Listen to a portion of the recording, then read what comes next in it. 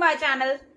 So whenever it comes to reconciliations, we are often told कि VLOOKUP लगा लो या sum लगा लो या फिर कुछ pivots बना लो, and if the value is there it will show you as value, otherwise it will show you as NA, and जो भी annual value होगा you have to work on that thing. But today I am going to tell you the Brahmastra of reconciliation.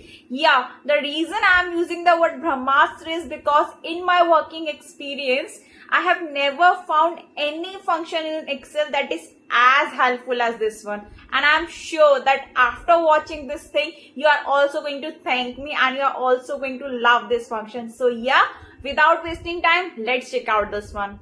So for example, here I am having two data sets where I am having the name of the items and their actual price.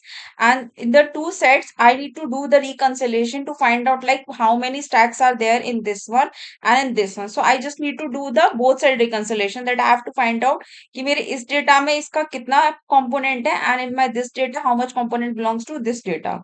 So rather than making multiple pivots or doing the VLOOKUP, I will just teach you a quick function that will be quite helpful for you. So all you have to do is to go to data tab. After going to data tab, click on this consolidate, which you will find in data tools. Once you click this one, a pop-up box will come up. So the function will be sum for this one, and in the references, firstly, you will select from A to B till the end where your data is there. Then click on add. After that, select D to E column and click till end and again add. After that, we will use the labels top row, left column.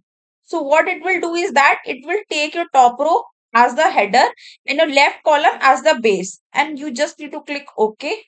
Once you click OK, you can see that your entire reconciliation is done and is just summarized in both the ways. So this minus this. So you can easily find out that only these two components are there which are not present in your data on both the ends. Like if you can see, if I just open these two columns a bit, so you will see in the stack 1, this data is there, but it is not there in stack 2. For rest, we are having the complete data in both the stacks. So yeah, I told you now that this technique is quite good. So do follow me for more such tricks. Okay.